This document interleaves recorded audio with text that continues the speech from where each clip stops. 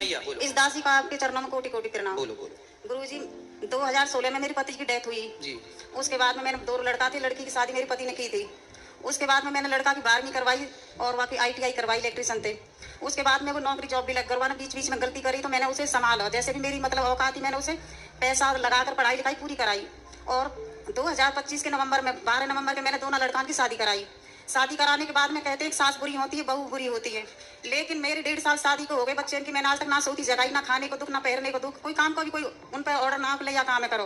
बाकी वे जब सुबह जगती हैं बहू तो सुबह उन्हें सर्दियों में गर्म पानी भी नहाने के लिए मैं खुद करके देती हूँ। अच्छा, आप अपनी बहू को गर्म पानी करके देती हो? बहू नहा ले गर्म पानी से? बेटी की तरह रखी हूँ गुरुजी मैं। फिर बहू ने क्या किया? बहू ना तो सुबह की ये कह पूछती मम्मी ले चाय बना दूं, पूजा पाठ भी कर ली, और भैंस अरे गैया रखती हूँ मैं घर पे। आजकल की जो संतानें हैं वो बड़ों का वो आजकल क्या है ना मैया, आजकल पानी देने का संस्कार समाप्त हो गया। आजकल की लड़कियां कहती हैं मैं इतनी पढ़ी लिखी हूँ, कोई तुम्हें नौकर की तरह, आजकल पानी देना नौकरों का काम समझने लग गए हैं। यार गिलास में पानी तो नौकर लाएगा। गुरुजी में पढ़ी भी तो नहीं है ज्यादा। आजकल यही मानसिकता है। पहले के जमाने में पानी पिलाना पुण्य समझते थे, किसी को भोजन कराना पुण्य समझते थे, पांव दबाना सेवा करना पुण्य समझते थे। आजकल कहते हैं ये पांव दबाना, ये सेवा करना, ये रोटी खिलाना बनाना, ये तो सब पढ़े लिखे हैं, हम ये सब थोड़ी करेंगे। आजकल संस्कार देने माँ बाप ने बंद कर दिए। गुरुजी मैंने कभी कोई गलत संस्कार लड़कान को नहीं दिए। मेरे पति थे जो 1-1 घंटा कीर्तन करते थे घर में। नहीं, आपकी बात नहीं कर रहे हैं। जो अब नई जनरेशन आ रही है वो पानी देने का संस्कार अब नहीं रहा।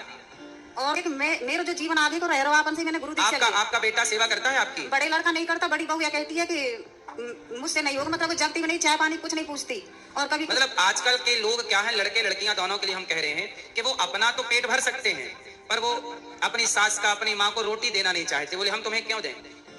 अब हर बूढ़े व्यक्ति को भूखों मरना तय है लगभग, क्योंकि बहू रोटी देने को तैयार नहीं, बेटा सम्मान करने को तैयार नहीं। तो सबसे बड़ा संकट यदि किसी पर है तो बुजुर्गों पर है। और जो आज वर्तमान में जवान हैं, जब ये बुजुर्ग होंगे तो इनकी दुर्दशा और भयंकर होगी। गुरुजी खाली मेरा सवाल ये है कि जो मेरा आगे का जीवन है मैं यहाँ कैसे बिताऊं आगे का। बड़ा लड़का बोलता कि जिंदगी भर मेरे पास मत आना, और जिंदगी भर मुंह से बोलना भी मत। क्यों? आजकल कुछ माँ बाप क्या गलती करते हैं, बड़े बेटे के साथ अलग व्यवहार, छोटे बेटे के एक को ज्यादा पैसा दे दिया, एक को ज्यादा जमीन जायदाद दे दी, एक को कुछ नहीं दिया, तो बड़ा बेटा रुष्ट हो जाता है, या छोटा उसको दिया अब उसी के संग रहे। माँ बाप का भेदभाव नहीं होना चाहिए।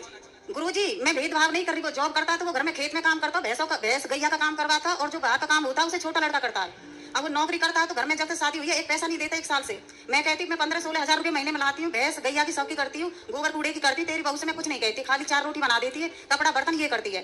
तो अब ये छोटा लड़का कहीं लगने के जाएगा या कोई डिप्लोमा वगैरह कर रहा तो मुझे फीस देंगी तो मैं ही दूंगी ना। तो बच्चों को साथ में रहें, छोटा भाई बड़े भाई से कैसा व्यवहार करे, ये व्यवहार सिखाने के लिए रामचरितमानस पढ़ानी चाहिए। राम और भरत को जब तक नहीं पढ़ेंगे तब तक भाई भाई का प्रेम नहीं होगा।